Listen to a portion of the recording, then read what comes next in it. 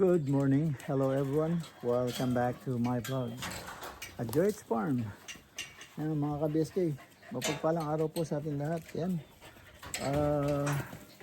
Mainit na sikat ng araw. Mga ka-BSK. Yan. Ito tayo sa farm at samahan nyo ako. Itong maghapon na to. Ang dami na naman gagawin. At ito, papakainin muna natin ang ating mga puppies. Kasi kailangan mapakain sila. Para hindi sila mamayat. Ang lalaki nila. Ito, andito na sa paanan ko sila lahat.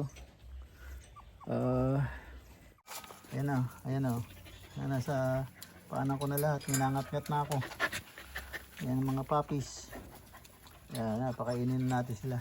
Ayan, dito na yung mga yan. Pati nanay niya o. Ayan mga ka-BSK. At yan, pinaano ko na sila. Pinakain ko na sila. Tapos pinakain ko sila. Pagkatapos ito, lapit na lapit sa akin. Ayan o. Gusto niya magpa-picture. Ayan. Yung ating mga manok. Ayan. Ayan, gusto niya magpa-picture. At ito rin isa, gusto rin magpa-picture nito. Ayan o. Gusto rin magpa-picture. Ayan, uminom ka na? Uminom na yan? Uminom ka na? Ayan, gusto niya magpa-picture. Ayan yung mga ating alagang manok. Ayan. Ayan, magpa-picture. Ayan, busog na sila. Iwanan na natin. Doon naman tayo sa mga bibi. Ayan po yung mga ating mga pabo, gansa, Peking duck, bibi, hybrid na bibi. Ayan o. Ito katulad na Ayan o, ang laki niya Ang laking niyan. Bibi, para siyang itik. Ang kulay niya. Kasi naghalo yung yung gansa sa kabibi. Ayan o, Peking duck. Sa kabibi, naghalo din. Ayan o, ang lalaki. Ang lalaki ng ating crossbreed. Ayan, naging hybrid tuloy. Ayan o. Saka yung ating pabo. Gansa. Dati yung gansa ko, isang brown lang. Isang brown saka isang puti. O ayan, nanganak. Ayan na, meron na. Ang sira yung mga balahibo nila. Ating gansa. Naman ang ating mga bibi. Ayan, nabangan tayo. Ayan, nabangan tayo ng ating mga bibi. Yung makulit na bibi, ayun. Nasa labas. Ulit. Labas na labas Kahit anong gawin mo, nakakatakas siya. Ayan, nabigyan natin sila ng pagkain. A few moments later. Tignan natin yung update ng barracks. Ang ginagawa nila katroops. Ayan.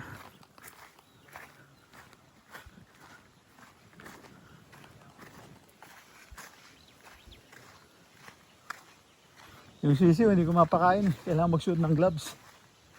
Tanginan, tatalim ng kuko nila Susugating ka nila So, malapit na, trops. Oh! Na-grind mo na yung Nailagay na? Nailagay ko na. Oh, yung yung lalagyan ng yung lalagyan ng hose, ng tubo, ng kuryente, dadaanan sa taas. Oh. Ha?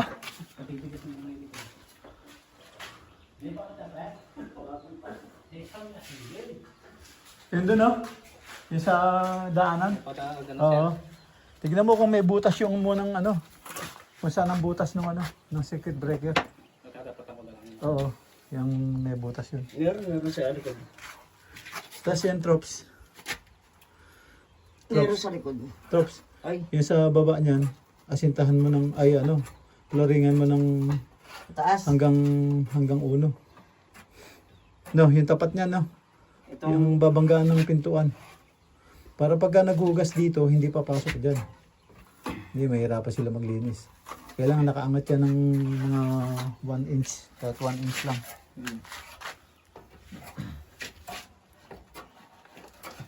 So ito, tataasan mo pa, di ba? alin? Oo. Diba? Pataasan pa yun. Oh, para hindi sila maanggihan. Kahit na Hanggang dun sa pangalawang ano, hollow block sa taas. Hanggang pangalawa sa hollow block sa taas lang. No, pwede na yan, di ba? Maanggihan pa ba yun? Hindi na. Sakaling umulan? Hanggang doon sa yung last na Black. dalawang block sa taas. Na mga ganong kataas.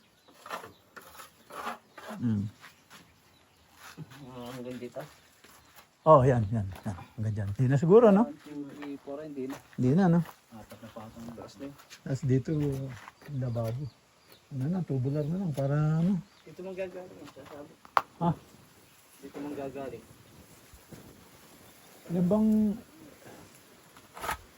Yung bang yero, tama ba? Salit-salit ba ginawa mo? Yung patong yero, salit-salit ginawa mo? Oo.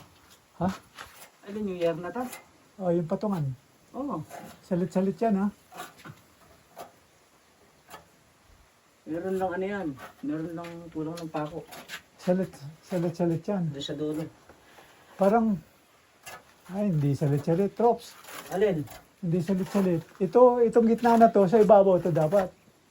Yung Ito, sa ibabaw to. Sa ibabaw niya. Kailangan, ano yan, mag-asawa yan. Kailangan mag-asawa yan. Salit-salit. Mga ka-BSK, nakabili tayo ng mani. Lumabas tayo. Kinuha natin yung lounder natin at dumaan tayo sa tindahan. Bumili tayo ng saging. At yun, meron silang nilagang mani. Alam niyo naman, isa sa paborito natin to. Kahit sa, andun pa tayo sa Amerika, lagi tayong bumibili niyan. Nilalaga natin. So yan, tingnan natin, baka luto na. Bumili tayo ng 1 kilot kalahati. Yan, medyo mahal. Siyempre kung bibili ka ng mani adobo, mura lang. No, yung 60 mo, hirap-hirap mo nang ubusin yun. Ito, dahil nilaga, medyo mahal ng konti. So, yan. Nakita natin. So, bumili agad tayo. Tagal na tayo naghahanap niyan. Naghahanap tayo yung luto na. Oo nga, medyo hilaw pa.